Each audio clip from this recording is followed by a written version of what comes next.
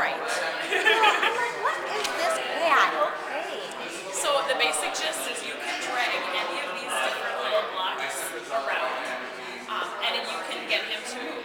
So if you drag in and move 10 steps, we'll actually change it to like 30, so that he'll move a little faster. And then of course he won't go because I can't remember how to do this exactly.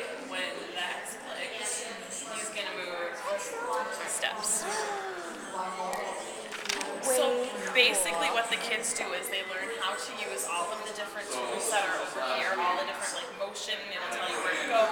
If you want to change the look of him, the kids can just change what he looks like. They can go down here and open up what they want him to look like. So they're meant to be scratched the cat. It doesn't have to be the cat the whole time. It'll be a fairy. But so I used in my classroom, I had them make a game. That's okay. We're only on tape here. You know. Oh wait, tape. I'm old. So I had my students take a game. I actually gave them the directions for how to create the Pong game. You know, like Atari, like Pong. The only thing I had growing up were when playing. Sure, yeah, exactly. So I found those online, and what they did is they basically took the script for how to make Pong, and they recreated it on their screen. So they went step by step, and then they had to jazz it up a little bit. So that's that one that I had open before where I don't know how to open it.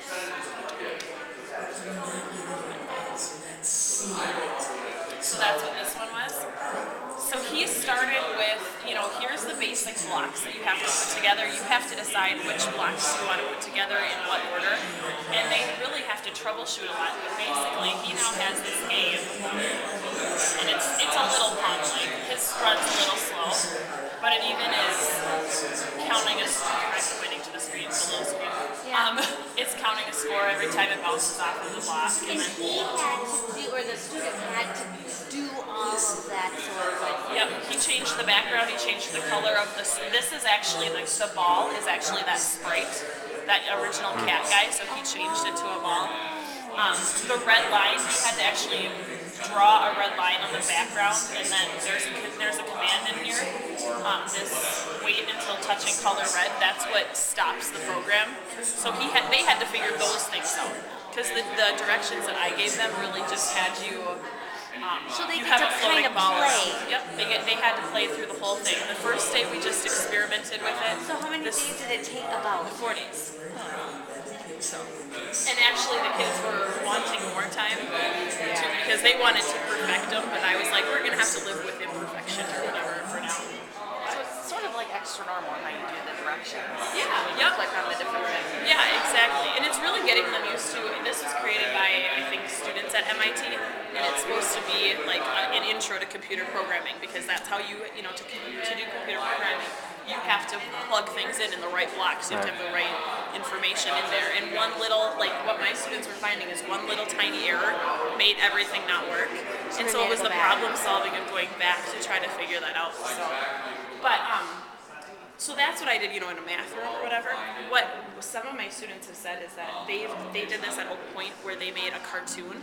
And so when the Sprite ran into another Sprite, it popped up a little quote bubble, and then it talked about whatever political cartoon I think they were making or whatever at the time.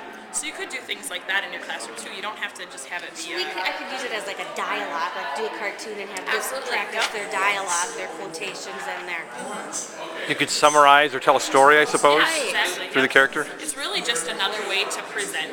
Yeah. It's another presentation tool. You could use so it it's as that. like for presenting. Yeah.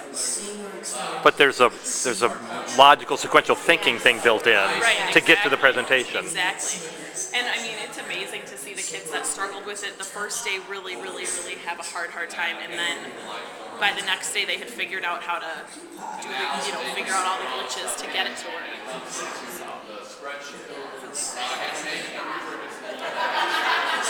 No, it's fine. It's already on our computers. It's a free download. It's that little cat. Kids can download I it didn't for know. free. I kept going, what's that cat? And then they can play with it too. So it's kind of neat.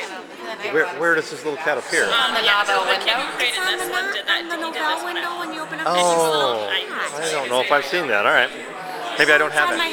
one of my computers. It's on my part, like on my desktop. I'm like, who put that cat there? He's not What a does it fine do? I know. 2 years, I wondered. And this is Now I me know. Me too.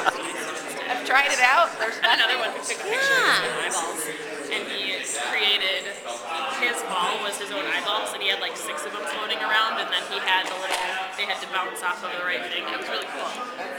So did Sue come in and kind of explain anything to them, or like I worry about my kids? She came in during first hour and explained it so that I could hear it, okay. and so that I could explain it. I did it last year with one of my classes last year. I was Okay. lucky to have like only 8 kids in it or Oh, whatever. your so small class. I did it last year with them, and then we just fine-tuned it and made it better this year. Worry about some of my kids.